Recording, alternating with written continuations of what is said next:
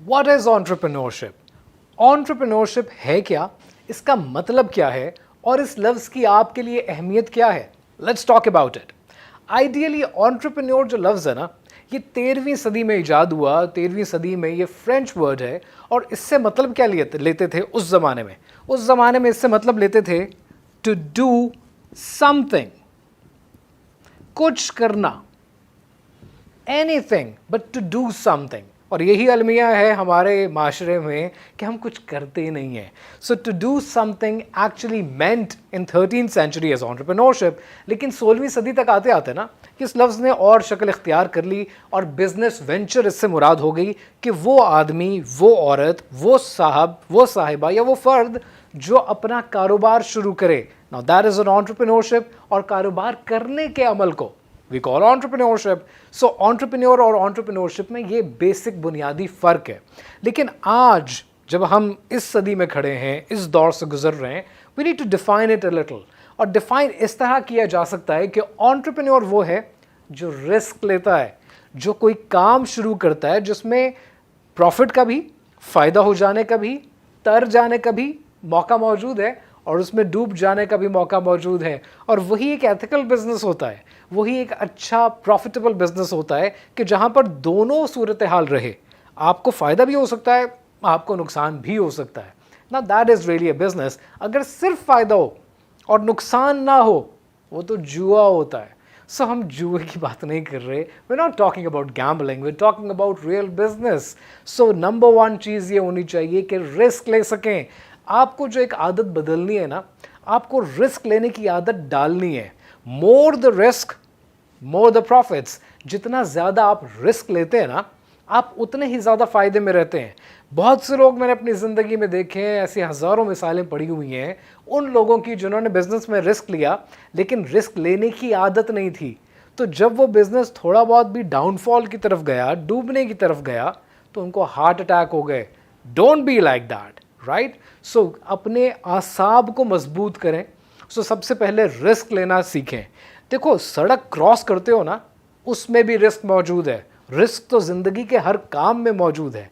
पिछले दिनों मेरी एक इवेंट पे एक साहब से मुलाकात हुई और उन्होंने मुझे कहा कि जी, मैं नौकरी कर रहा हूँ लेकिन मैं प्राइवेट जॉब कर रहा हूँ, और अगर मेरी प्राइवेट जॉब चली गई तो मेरी सेफ्टी किधर है, मैं कहाँ प्रोटेक्टेड हूँ? तो वो प्रोटेक्शन तो आपकी गवर्नमेंट जॉब में भी नहीं है एज सच, क्योंकि गवर्नमेंट जॉब में भी एक रिस्क ज़रूर है, वो ये कि आप मर भी सकते हैं। तो ऐसे में श्योरिटी और सेफ्टी किसी चीज़ में नहीं है। आप ज़िंदगी में हर काम करते हुए रिस्क लेते हैं, लेकिन जब बिज़नेस शुरू करते हैं तब आप कहते हैं नहीं, मैंने रिस्क नहीं लेना। It can't work like that. So you need to develop the risk taking abilities within your self. And number two, entrepreneurship वो होती है कि जो आपके लिए प्रॉफिट जनरेट करे। अब प्रॉफिट किस तरह से काम करता है, विल टॉक अबाउट इट। लेकिन आपकी कोशिश ये होनी चाहिए कि आप profit seeking, profit generating activities की तरफ तवज्जो दें। प्रॉफिट बनता किस तरह है उसके बारे में भी बात करते हैं। And number three, it should be challenging. आप जो काम करें वो आपको मज़ा तो दे, आपका खून गर्म तो करे, आपको कुछ जुस्तजू तो हो। झपटना पलटना, पलट कर झपटना, लहू गर्म करने का है एक बहाना। सो ये आपके पास एक चैलेंजिंग अपॉर्चुनिटी है, आपको चैलेंजिंग एक्टिविटीज़ करनी चाहिए।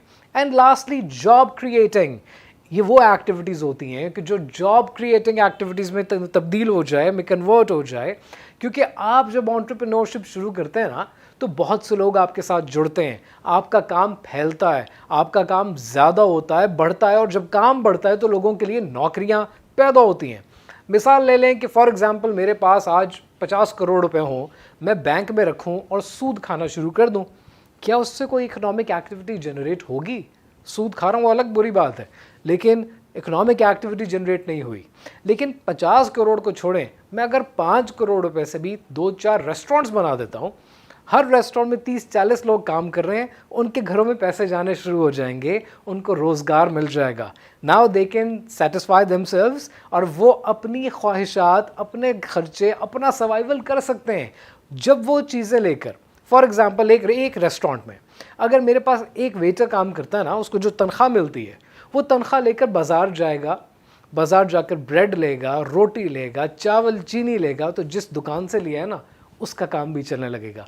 तो एक पूरी इकोनॉमिक एक्टिविटी जनरेट होती है जब आप अपना काम शुरू करते हैं और आप अपने पास मुलाजिम हायर करते हैं।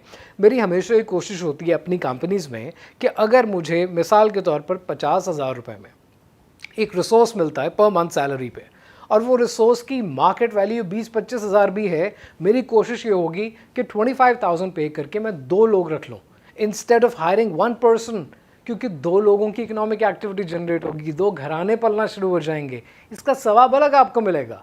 सो ये जॉब क्रिएटिंग एक्टिविटी होती है, और ममालिक को, इकोनॉमीज़ को, मुल्क को अगर तरक्की करनी है ना, तो इकोनॉमिक एक्टिविटी जनरेट करनी है, जॉब्स क्रिएट करनी है, जो कि एंटरप्रेन्योरशिप क्रिएट करती है।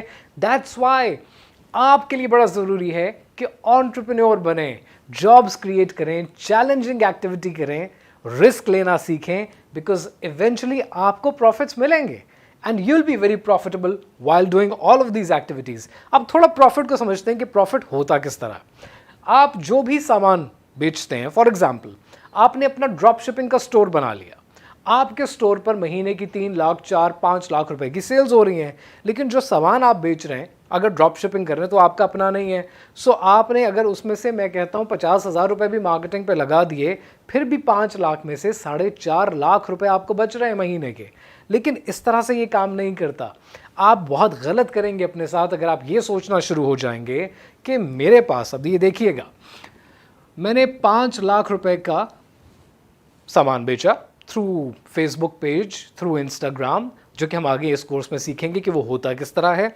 सो अगर आप ये सोचते हैं कि मैंने अपना ड्रॉप शिपिंग का स्टोर बनाया और उस स्टोर पर मैं ट्रैफिक लाया through Facebook ads, through Instagram ads, through Snapchat, और वो करके मुझे 5 लाख रुपए की सेल्स हो गई।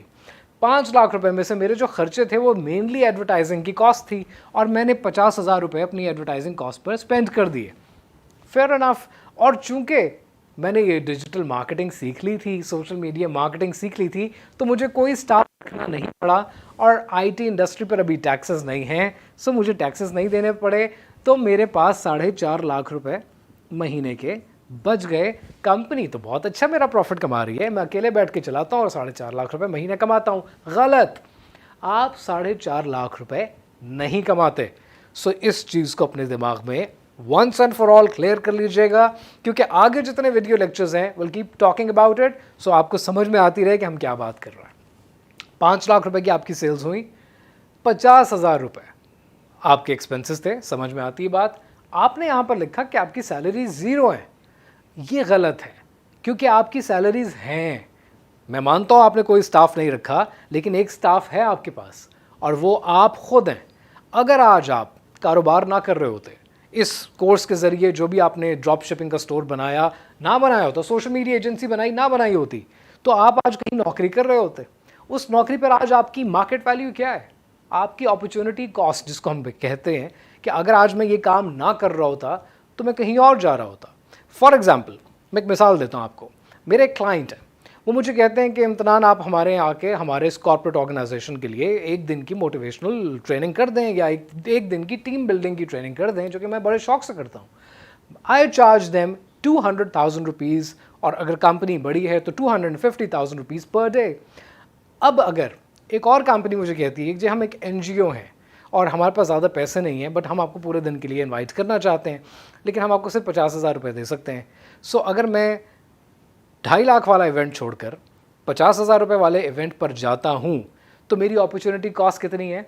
मेरी अपॉर्चुनिटी कॉस्ट 2 लाख रुपये। मैं 2 लाख रुपये छोड़कर एक 50,000 के इवेंट पर जा रहा हूँ। You get my point? So बिल्कुल उसी तरह अगर आप अपना कारोबार करते हैं, आप अपनी ड्रॉप शिपिंग का स्टोर या ई-कॉमर्स का स्टोर रन करते हैं, तो आज आप इस स्टोर में काम ना कर रहे होते। मिसाल ले लें, आपकी आज मार्केट की वैल्यू होती लाख रुपए, आपको 1 लाख रुपए कहीं ना कहीं तनख्वाह मिल रही होती। So let's talk about it. So आपको 1 लाख रुपए कहीं तनख्वाह मिल रही होती 100K, तो इसका मतलब ये है कि ये भी माइनस कीजिए, क्योंकि आपने भी सर्वाइव करना और आपने अपनी तनख्वाह निकालनी है। So your profit is actually 350K। 3.5 lakh रुपए आप कमाते हैं। ठीक हो गया?